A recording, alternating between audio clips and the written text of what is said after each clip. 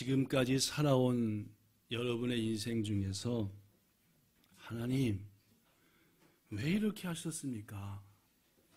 요것과는 좀 다르게 하실 수는 없으셨던 겁니까? 라고 하나님께 항의하거나 따진 적은 혹시 있으십니까? 저는 개인적으로 볼 때 몇 번 하나님을 향해서 왜 이렇게 하셨습니까? 하나님 좀 다르게 하셨으면 좋을 텐데요 라고 하나님께 항의한 적이 몇 번 있습니다. 그 중에 한 번은 지금부터 30년도 넘어 전에 겪었던 일인데, 제가 일본에 선교사로 오기 전에 여러분에게 몇 번 얘기한 것처럼 서울에 있는 면목동에 동산교회라는 데서 사역을 했었습니다.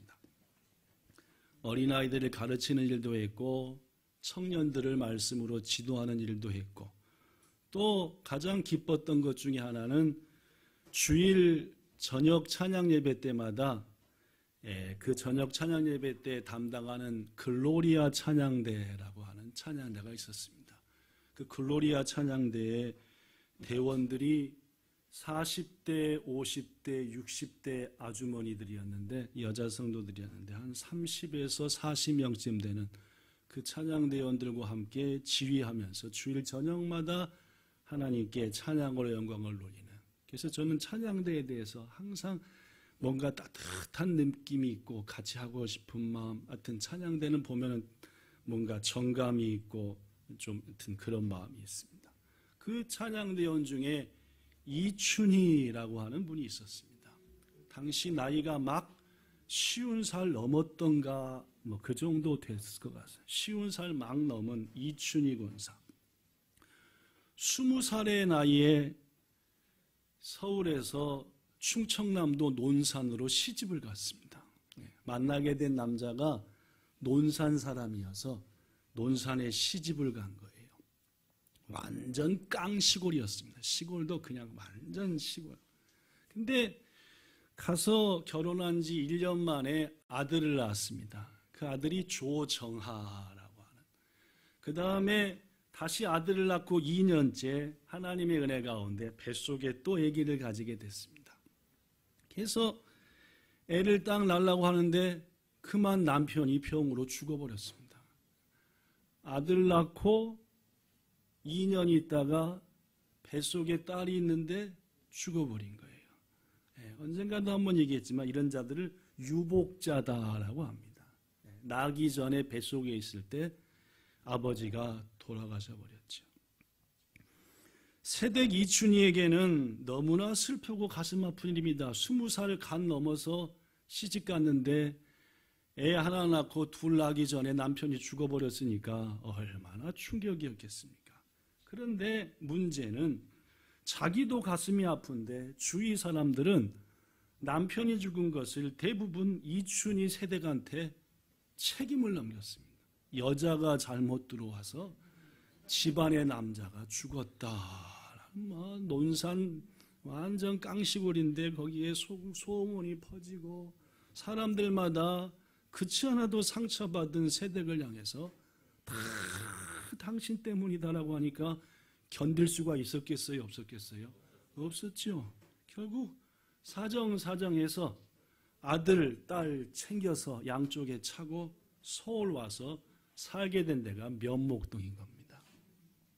1970년대 초 면목동 완전 그건 또 논산보다 더 하여튼 못 사는 분들이 많이 사시던 동네.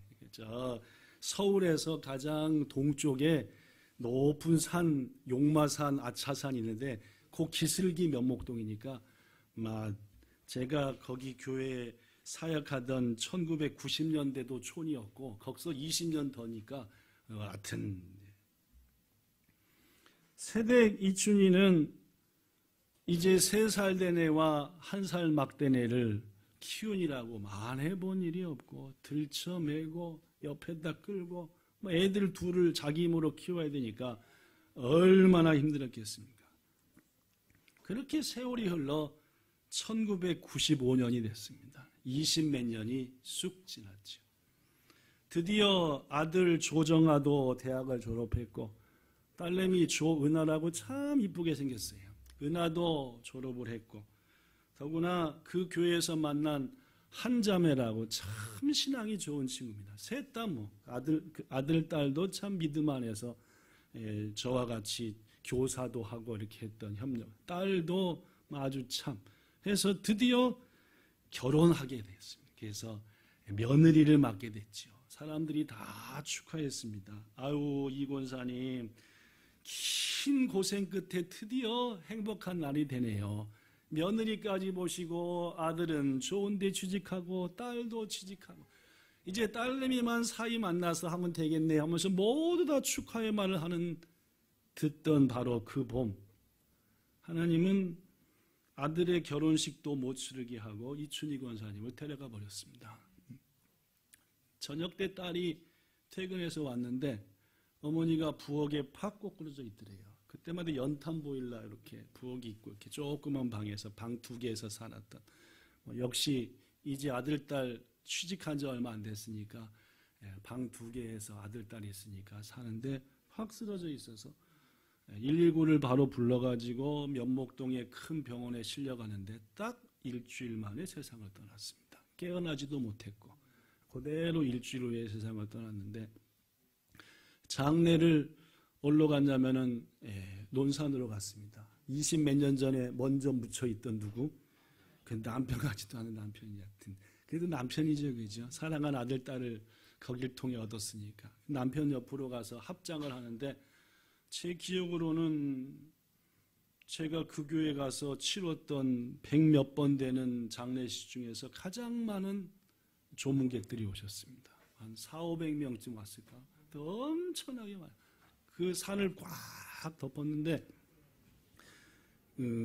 장례를 인도하는 목사님도 계속 인도하다 말고 목이 잠겨서 막 울면서 하시고 또 뭐 다른 이제 저라든지 장로님들이라든지 모든 분들도 장례식을 마지막 장례식을 그 절차를 밟지 못할 정도로 그때 저도 그 논산의 이름 모를 그 산 위에 있는 묘 앞에서 그렇게 기도했어요. 하나님 왜 이렇게 하셨습니까? 이렇게 안 하시고 좀 다르게 하셨으면 안 되셨습니까? 하고 따졌던 상당히 저는 그때 당돌하게 하나님한테 막 그랬던 것 같아요. 왜냐하면은 드디어 뭐 끝나고 고생 끝나고 며느리 또 사위 손주들 보면서 이제 드디어 행복할 것 같은데 그 순간 하나님이 결혼식도 못 치르게 하고 본래부터 지병이 있었던 것도 아니고 바로 박 쓰러져 가지고 그냥 자식들한테 한마디 말도 못하고 일주일 병원에 있다가 딱 데려가 버리니까 하여튼 글로리아 찬양대 중에서도 가장 열심히 하고 하여튼 제가 막 주의하다 말고 똑바로 하면 화를 내면은 와가지고 전사님 강도사님 열받지 마 했던 그 권사님이고 했기에 너무너무 마음 가운데 그랬던 사랑하는 여러분, 여러분과 저는 세상 모든 일을 하나님이 주관하신다고 믿습니다. 그래서 가끔은 여기 써진 것처럼 우리가 기대했던 것과는 전혀 다른 삶의 현실이 우리 앞에 올 때 하나님한테 불평하죠. 왜 이렇게 하셨습니까, 하나님? 왜입니까? 이렇게 말고 좀 다르게 하셨으면 좋은 거 아닙니까? 여기에 대한 대답 중에 하나가 오늘 본문입니다. 이에 대한 대답 중에 하나가 본문이죠.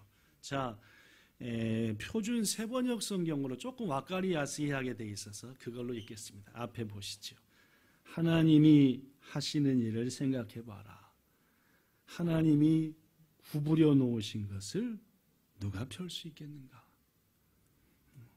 그러므로 라고 하면 더 이해가 좋습니다. 그러므로 14절 너희한테 좋은 때가 있냐?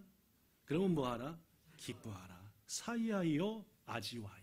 마음껏 기뻐하라는 말이에요. 좋아해라. 어려운 때가 있냐? 그러면은 깊이 생각해봐라. 역경이 있느냐? 요구 간가해요. 일본어 성경에. 하나님은 너희한테 뭐도 하시고 어떤 때도 있게 하신다? 나쁜 때도 있게 하신다. 그렇습니다, 여러분. 우리의 삶에는 우리의 생각대로 잘 되어지는, 우리가 생각할 때는 좋은 때도 있고, 또 우리의 삶에는 우리의 생각하고는 전혀 기대도 하지 않았던 그런 일이 벌어지는 나쁜 때도 있지만, 성경은 그 모든 것의 배후에는 누가 계시다? 하나님이 계시다라고 말씀하고 있다는 겁니다. 에베소서 1장 11절에도 보면은 바울은 이렇게 고백합니다. 모든 것을 자기가 뜻하신 대로 행하신 하나님이다. 우리의 생각과 소망도 중요하지만 하나님은 우리에게 하는 모든 일들을 자기의 뜻과 생각 가운데 하신다. 그건 묻습니다. 우리를 향한 하나님의 뜻과 생각은 우리가 망하는 겁니까? 잘 되는 겁니까? 그렇죠. 네. 궁극적으로는 잘 되는 일이고, 그리고 그 모든 과정이 우리한테 플러스인데 우리는 느끼기를 이건 아니에요, 하나님. 이건 아닙니다. 이건 제가 기대하는 것도 아니고요, 원하는 것도 아닙니다. 그러나 하나님은 우리를, 고로 욥기에도 이런 말씀이 있습니다. 욥기 9장 12절. 하나님이 빼앗으시면 누가 막을 수 있느냐. 그렇죠. 지금 내 거 하나님이 가져가 버리려고 하는데 안 뺏기려고 버텨낼 수 있습니까? 없습니다. 그러나 내가 빼앗기는 게 실은 나한테 좋으니까 하나님이 내 거 이거 빼앗아 가는 겁니다. 무엇을 하십니까 하나님? 내 건데요 라고 따질 수 있냐 없냐? 물을 수 없다. 욥기서 9장 12절이에요. 그래서 시편 기자는 이렇게 말하죠. 여호와를 기뻐하라. 5절 네 길을 여호와께 맡기라. 좋은 일이 오든 나쁜 일이 오든 네 모든 길을 하나님께 맡기라.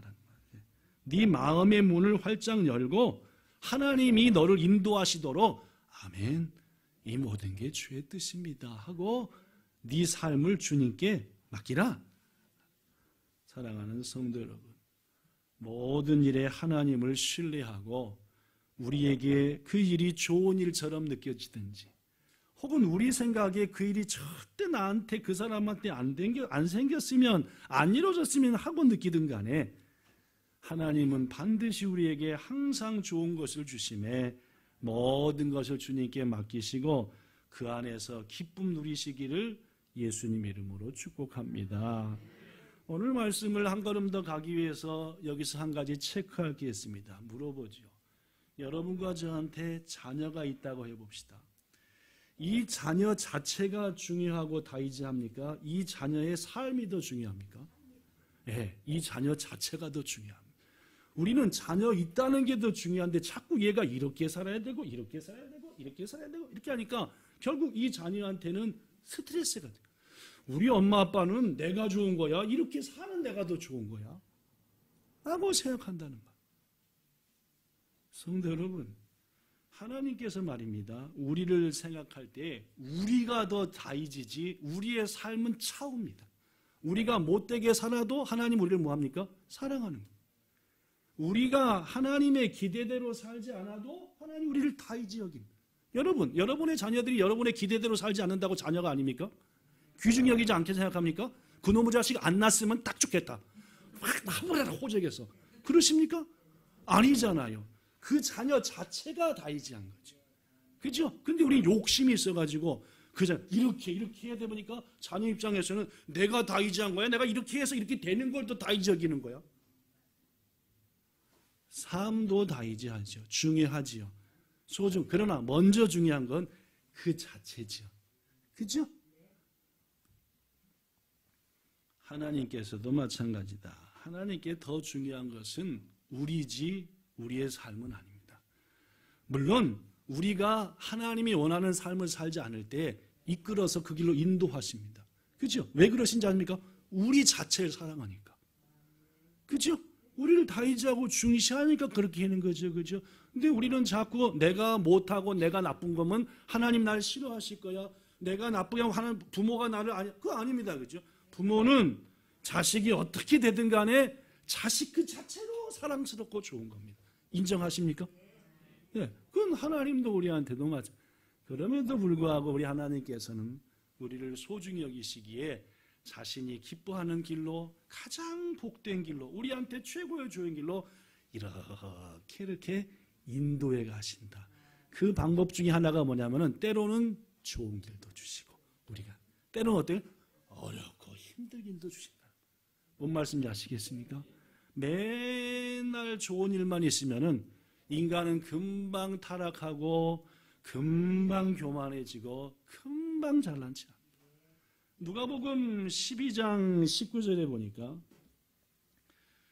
어느 부자가 말하기를 내 영혼아 여러 해 쓸 물건을 많이 쌓았으니 이제는 평안히 쉬고 먹고 마시고 즐거워하자 라고 주님이 뭐라고 말했죠? 그 영혼을 그날 밤 데려가면 어떻게 되겠냐. 여러분과 저가 이 땅에서 여기 있는 것처럼 평안하고 부자가 되고 먹고 마시고 즐거워하는 삶, 하나님이 진정으로 우리에게 매일 원하는 삶입니까? 아니에요. 그렇죠? 지난주 말씀했다시피 우리들은 5과 2를 받은 자로서 주님 주신 재능에 맞게 받았으니까 주를 위해, 주님이 기뻐하는 자를 위해, 이 땅을 위해, 연약한 영혼을 위해서 일하고 헌신해야 되는 거예요. 그렇죠? 그렇죠? 힘듭니까? 안 힘듭니까? 힘들지요. 봉사하고 헌신하고 그죠. 그러나 그것이 주님이 우리에게 기대하는 삶이고 남기는 삶, 또 남기는 삶이잖아요, 그죠? 그런데 여기 있는 사람은 와 이젠 다 이루었다. 좋은 차 타고 맨날 놀다니면서 쉬고 하자면은 너 더 이상 세상에서 뭐가 없구나, 할 일이 없구나. 자 가자. 뭔 말씀인지 아시겠죠? 물론입니다. 우리의 삶에 지나치게 평안과 형통만 오면은 우리 인간들이 이렇게 자칫 범죄하거나 타락할 수 있기 때문에 형통한 날이 좋은 것 같아도 거기에는 유혹당할 위험 요소가 너무 많으니까 하나님께는 때로는 좋고 형통한 날도 주시고 때로는 어려움도 주셔서 울고 불고 하나님 하게도 하시는, 그게 우리를 인도하시는, 우리를 좋아하시되 우리의 삶조차도 아름답게 하시고 나가시는 하나님의 손길이고 은혜다라는 말이다, 그 말입니다. 여러분, 우리들의 지난 인생을 한번 돌아보십시오. 마치 여러 모양이 어울려 아름다운 모자이크를 이룬 것처럼 어둠이 지나가면 빛이 오고 바람이 불면은 잔잔해지고 햇빛이 쨍쨍한 것 같더니 소나기가 팍. 어떤 사람은 몸은 건강하지만 마음이 약해서 염려가 많고, 어떤 사람은 지식은 많지만 잘 사용하지는 못하고, 이렇듯 사람에겐 누구든지 양지가 있고 음지가 있는데 이 모든 것은 하나님 우리에게 주시는 은혜요, 리듬이라는 말이다. 그 리듬 속에서 아름답게 주님의 뜻을 말입니다. 또 한 가지 있습니다. 즉 하나님께서 우리에게 하시는 일은 첫 번째는 이렇듯 어려움도 주고 좋은 일도 주고 기쁜 일 왔다가 힘든 일 왔다가, 그러니까 우리가 거기에 일비하지 말고 이 배후엔 하나님의 역사가 있는 거야. 또 한 가지 방법, 본문 14절입니다. 하나님이 하시는 첫 번째는 일 저일 주시고, 둘째는 뭘 하시느냐. 본문 14절 여기 써진 걸로 시작. 사람이 그의 장래 일을 능히 헤아려 알지 못하게 하셨느니라. 앞으로 될 일을 우리한테 알게 한다고요, 모르게 하신다고요? 세상 사람들은 알고 싶어서 복채를 준비해서 누구한테 가요? 가보셨나 봐. 금방 맞추는 거지. 아이고 이거 어떻게 금방 맞추냐. 한치 앞을 알고 싶어가지고 돈 쌌어. 어떻게 될 것 같아요? 우리 하나님한테 기도할 때 하나님 어떻게 돼요? 어떻게 돼요? 어떻게 돼요? 기도합니까? 안 합니까? 우리 안 하잖아요, 그죠? 여러분 교회 생활하면서 이제까지 내일 어떻게 돼요? 모레 어떻게 돼요? 물어본 적 있으십니까? 없잖아요, 그죠? 왜냐하면 성경에도 써졌으니까. 하나님은 장래에 대해서 뭐 한다고? 안 알려준다고요. 모르게 한다. 저는 여러분도 아시다시피 스포츠를 무척 좋아합니다. 하는 것도 좋아하고 이제는 좀만 했다가 여기저기 다 아프니까 주로 보는 걸 좋아합니다. 골프도 좋아하고 야구도 재밌고 축구도 좋아하고 골프도 좋아하고, 이 돌멩이 굴리는 게 뭐지? 돌멩이 미는 거 카링인가? 팔이 2만 원 돌려 이렇게 돌리면은 삐 해서 들어가고 마치 하여튼 뭐 별거 다 좋아. 스포츠는 다 재밌습니다. 뭐 어떤 분들은 스포츠가 막이라고 하지만 하여튼 서로 열심히 승리를 위해서 애쓰는 모습이 너무너무, 그래서 응원 막 잘하는데, 우리 월드컵 같은 축구 대회 할 때 결과를 알고 보면은 재밌어요, 안 재밌어요? 뭐 조금 덜 재밌죠? 누가 와 이게 뭐 그죠? 3대 0으로 이겼대 하고 보면은 하나님은 우리의 삶이 더욱더 재밌고 기대하고 소망하고 기도하도록 절대 뭘 안 알려 주신다. 미리 안 알려 주신다 그 말. 물론 우리에게 미래가 없으면 희망이 없습니다. 미래는 희망이고 설레는 마음을 가지게 하지만 반대로 불안하기도 합니다. 다음에 뭐가 있는지 알 수 없습니다. 바로 문을 열면 적군이 서 있을지 아군이 서 있을지, 더구나 우리 힘으로 다 개척해 나가고 미래를 알고 하면 반드시 우리는 엉뚱한 길, 욕심의 길로. 그래서 하나님은 우리의 미래를 우리 손에 맡기지 아니하시고 당신께서 직접 쥐고 챙기신다는 말이에요. 이게 감사한 일이죠. 내일 일을 모른다는 것은 복입니까 저주입니까? 복입니다. 안다면은 흥분해서 펄펄 뛰든지, 안 되게 하려고 막 난리 법석을 치든지. 여러분, 내일 일을 알려고 하지 마십시오. 언제 죽을지, 언제 어떻게 될지 몰라도 됩니다. 왜냐하면은 우리를 너무나 사랑하셔서 독생자까지 주신 분은 우리 앞날 역시도 가장 좋은 길로 책임지시고 인도해 주실 것이기 때문에 그렇습니다. 그럼에도 불구하고 우리에게 고난이 오고 어려움이 오고 생각지 않은 일이면 힘들잖아요.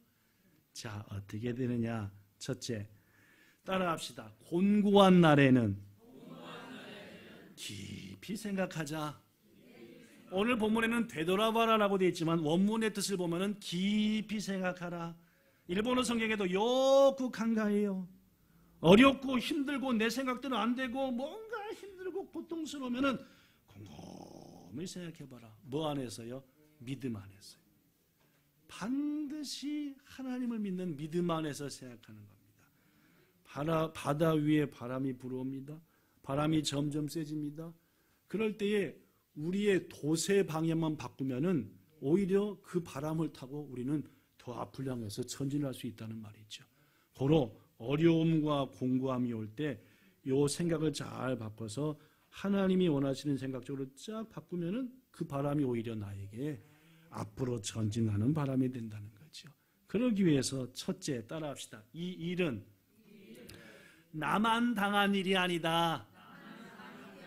이게 중요합니다. 이 일은 우리의 믿음의 선배도 나 같은 일을 당했고 지금 어디서도 하나님의 뜻 가운데 그 사람이 그 일을 당하고 있고 나 역시 이 하나님의 계획 당하고 있다. 둘째, 이 일은 결코 우연한 일이 아니다. 시작. 이 일은 결코 우연한 일이 아니다. 이 배후엔 누가 계시다? 하나님이 계시다. 3번, 이 일은 결코 나쁜 것이 아니다. 시작. 이 일은 결코 나쁜 것이 아니다. 그렇습니다. 바울은 말하잖아요. 우리가 알거니와 하나님을 사랑하는 자, 그 뜻대로 부름받은 여러분과 저에게는 일어나는 모든 일들이 합력해서 선을 이룬다. 물론입니다. 그렇죠? 그러니까 여러분과 저에게 어떤 공고한 날이더라도 이 모든 일은 결국 나에게 선을 베푸시고 응답 주시는 은혜다라고. 그렇죠? 네 번째, 늘 이러지는 않을 거다. 따라합시다. 늘 이렇지는 않을 거다. 시작. 늘 이렇지는. 그렇죠. 지금 여기 앉아 계신 분 중에서도 고통 가운데 어려운 가운데 계셨던 분들도 계실 텐데 늘 이렇지는 않을 거다. 자, 그리고 마지막 시작. 지금 이 고통은 나만의 것이 아니다. 나만 고통당하는 게 아니라 자식이 고통당하면은 부모가 더 막 가슴 아프고 하는 것처럼 여러분에게 우리에게 어려움을 주시고 아픔을 통해서 더 복된 길로 인도하려고 하는데 우리가 아파하고 힘들어요 할 때 우리의 힘든 모습을 지켜보는 주님께서도 같이 아파하신다는 거지. 한국 성도들에게 영향을 끼친 많은 목사 중에 한 분은 로버트 슐러라고 하는 목사님이십니다. 한국에도 몇 번 오셔서 복음을 전했던 분인데, 그분이 미국에서 기독교 TV의 대담 프로그램, 옥약상을 초청해서 서로 대화하는 이런 프로그램을 맡았던 적이 있었는데, 어느 날 패트 소프네시라고 하는 목사님이 거기에 오시게 됐습니다. 이 패트 목사님은 이 교회 저 교회 초청을 받아서 하나님의 말씀을 전하는 그런 목사님이었는데, 1976년 8월 달 서울에서 초청을 받았어요. 이분은 계신 건 LA, 미국 로스앤젤레스 쪽이었고, 이제 서울에서 초청을 받아가지고 이거저거 복음을 전하고 말씀을 전하려고 비행기를 타고 서울을 가려고 LA 공항에 나왔습니다. 그런데 이 나쁜 사람이 공항에다가 다이나마이트 폭탄을 설치해 놓은 거예요. 근데 비행기를 타려고 이제 공항에 딱 들어오는데 뻥 터진 거예요. 목격자들에 의하면은 패트 목사님 이하 거기 있는 사람들이 한 10m 올라갔다 떨어졌대요. 10m면 몇 층이죠? 3층 옥상. 네, 그러니까 3층 옥상이니까 얼마나 높이 올라갔다가 떨어졌는지. 이 사고지. 하여튼 누가 나쁜 짓한 이걸로 해가지고 36명이 죽거나 다쳤습니다. 10몇 명이 죽고 20명이 크게 다치는. 이 패트 목사님도 붕 떨어져가지고 빡 떨어졌는데 정신을 빡 잃었는데, 훗날 생각해보니까 앰뷸런스 같은 걸 탄 것 같은데 이 사람도 살기는 어려울지 몰라 라는 얘기를 들었대요. 살았어요? 죽었어요? 약간 전에 있잖아요. 그죠? 나중에 생각해보니까. 천국에서 생각해진, 천국에서 생각하고 우리가 모르니까 그죠? 이 땅을 생각하는 게. 로버트 슐러 목사님이 진행하는 TV 프로그램에 출연해서 이제 로버트 목사님 묻습니다. 패트 목사님, 그때 기분이 어떠셨습니까? 열받지 않았습니까? 다른 일도 아니고 전도 집회에 초청받아 가는 중에 사고 당했으니 저 같으면 하나님한테 욕 좀 퍼붓을 것 같은데요. 이렇게 로버트 슐러 목사가 패트 목사한테 물었대요. 그랬더니 패트 목사님이 이렇게 얘기했습니다. 천만에요. 나는 화를 내지 않았습니다. 하나님은 폭탄이 있다는 것을 알고 계셨죠. 분명 거기에. 내가 그 자리에 서 있는 것도 하나님은 물론 알고 계셨습니다. 그러니 그 폭발은 우연한 사고가 아니라 당연한 사고였죠. 난 그것을 우연한 사고라고 믿지 않습니다. 하나님이 모든 것을 주관하고 계시는데, 그리고 모든 일을 우리의 유익을 위해서 일하는 분인데 우연히 터졌다? 그건 아니지요. 계속 말합니다. 공항에서 폭탄이 터졌을 때 만약 하나님이 깜짝 놀라면서, 아니 공항에서 폭탄이 터지다니 세상에 이런 일이 어디 있어? 우리 하나님이 그렇게 말하는 분입니까? 천만에요. 우리 하나님은 그런 말을 하실 분이 아닙니다. 하나님은 그때 제가 공항에 서 있을 때에 나에게 분명히 이렇게 말씀하셨을 겁니다. 그때는 제가 너무 마음이 설레갖고 못 들은 거죠. 하나님 말씀했는데 내가 그때 못 들었다는 거죠. 그럼 어떻게 말씀했을 겁니까? 했더니 계속 패트 목사님이 대답합니다. 패트야, 나는 너를 위해 굉장한 기획을 하나 가지고 있어. 네가 꿈꾸는 것 이상으로 너를 통한 복음사역이 확장되도록 내가 기획하고 있지. 그런데 그 일을 하기 위해서 처음 내가 너한테 할 일이 있는데 넌 별로 좋아하지 않을 것 같구나. 그러나 참고 나를 믿어. 알았지? 이렇게 하나님은 나한테 말씀하셨을 텐데 내가 가슴이 설레서 못 듣고 말았지. 물론 다리 하나를 잃어버린 것은 내가 원하는 것은 아니었습니다. 하지만 저는 이것 때문에 놀라운 은혜를 체험하고 있습니다. 그 폭탄 사건 이후 저는 지금까지 매년 1년에 수백만 명에게 복음을 전해요. 오히려 여기저기서 초청을 받아가지고 오히려 10m 떴다가 가라앉아도 안 죽은 사람이가지고 넋 안 죽어. 그러자 사회를 보던 로버트 목사님이 다시 묻습니다. 지금 목사님의 말씀을 좀 더 알아듣기 좋게 설명해 줄 수는 없겠습니까? 그랬더니 패트 목사 계속 말합니다. 우리의 삶에 어떠한 자극이나 우리의 삶에 일어난 어떤 변화에 대한 반응은 우리가 무엇을 믿는가에 따라 다릅니다. 나는 하나님이 분명히 목적을 가지고 그 일을 내게 일으키셨다라고 믿었습니다. 그래서 의사가 내 다리가 없어졌다고 말하기 전에 실은 저는 먼저 제 다리 하나가 없어졌다는 것을 알았지요. 그래서 깨어났을 때 제 다리가 없는 것을 보고 저는 제가 저한테 이렇게 얘기했습니다. 페트야, 넌 이제부터 왼쪽 다리 하나만 갖고 설교하겠구나. 그런데 지금까지 너처럼 왼쪽 다리 하나로 서서 설교한 사람은 내가 알기로는 하나도 없어. 아마 앞으로도 없을 거야. 아마 너에게는 특별한 경험이 될 거야. 라고 저는 저한테 얘기했죠. 그리고 그분은 이렇게 마무리했습니다. 어떤 한 사람에게 비극이나 고난이 닥쳐올 때에 그 모든 것이 하나님의 목적을 이루는 과정이라 믿고 거기서 은혜를 깨닫고 합력하여 선을 이루시는 하나님을 발견하는 사람이 된다면 하나님은 그런 사람을 절대로 섭섭하게 대하지 않을 거라고 저는 믿습니다. 라고 얘기해요. 그렇죠? 발 하나가 잘라지는 고통 속에서도 오히려 하나님을 바라보면서 감사했던 이게 하나님 은혜다. 이런 믿음이 여러분과 저한테는 있나요? 아직은 약하나요? 부디 하나님의 절대 주권을 인정하면서 어떤 상황이 오더라도 그 일은 하나님이 나를 위해서 하십니다. 라고 믿으시고 오늘 베트 목사님처럼 감사할 줄 아는 여러분과 저 되기를 예수님 이름으로 축복합니다. 공고한 나를 이기는 힘 중에 또 한 가지 중요한 것은 때를 따라 돕는 은혜를 얻기 위하여 주님 앞에 나가는 겁니다. 여러분, 길을 가다가 막 소나기가 와요. 비가 억수로 와요. 맞고 가요? 피했다 가요? 꼭 미친 사람들은 맞고 가려고 그러잖아요. 그렇죠?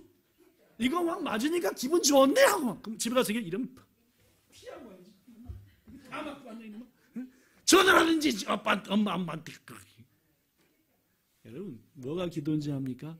억수로 비가 막 올 때 처마 밑에 피하는 것처럼 억수로 어떤 고통과 고난이 올 때 주님 이거 좀 이겨내게 해주세요. 이거 도저히 그게 뭡니까? 처마 밑이라.